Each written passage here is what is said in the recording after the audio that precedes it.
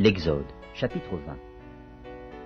Alors Dieu prononça toutes ces paroles en disant : Je suis l'Éternel, ton Dieu, qui t'ai fait sortir du pays d'Égypte, de la maison de servitude. Tu n'auras pas d'autre Dieu devant ma face. Tu ne te feras point d'image taillée, ni de représentation quelconque des choses qui sont en haut dans les cieux, qui sont en bas sur la terre, et qui sont dans les eaux plus bas que la terre. Tu ne te prosterneras point devant elles, et tu ne les serviras point.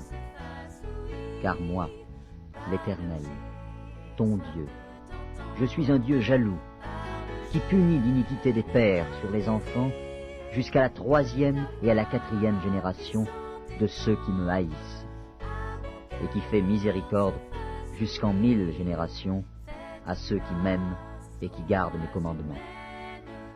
Tu ne prendras point le nom de l'Éternel, ton Dieu, en vain, car l'Éternel ne laissera point impuni celui qui prendra son nom en vain. Souviens-toi du jour du repos, pour le sanctifier. Tu travailleras 6 jours, et tu feras tout ton ouvrage. Mais le 7e jour est le jour du repos de l'Éternel, ton Dieu. Tu ne feras aucun ouvrage, ni toi, ni ton fils, ni ta fille, ni ton serviteur, ni ta servante, ni ton bétail, ni l'étranger qui est dans tes portes.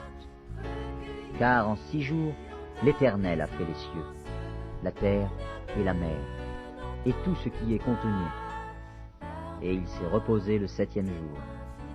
C'est pourquoi l'Éternel a béni le jour du repos et l'a sanctifié. Honore ton père et ta mère, afin que tes jours se prolongent dans le pays que l'Éternel ton Dieu te donne.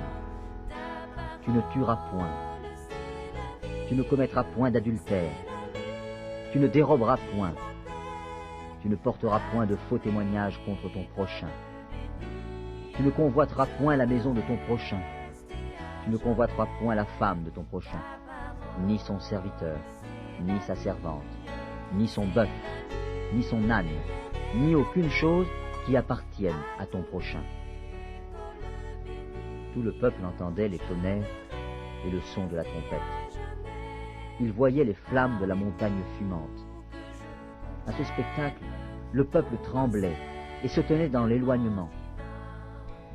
Ils dirent à Moïse : Parle-nous toi-même, et nous écouterons. Mais que Dieu ne nous parle point, de peur que nous ne mourions. Moïse dit au peuple : Ne vous effrayez pas, car c'est pour vous mettre à l'épreuve que Dieu est venu. Et c'est pour que vous ayez sa crainte devant les yeux, afin que vous ne péchiez point. Le peuple restait dans l'éloignement. Mais Moïse s'approcha de la nuée où était Dieu. L'Éternel dit à Moïse : Tu parleras ainsi aux enfants d'Israël. Vous avez vu que je vous ai parlé depuis les cieux. Vous ne ferez point des dieux d'argent et des dieux d'or pour me les associer. Vous ne vous en ferez point.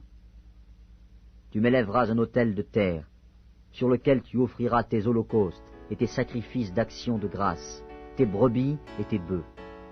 Partout où je rappellerai mon nom, je viendrai à toi et je te bénirai.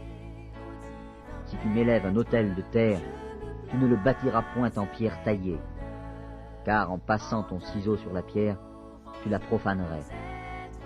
Tu ne monteras point à mon autel par des degrés, afin que ta nudité ne soit pas découverte.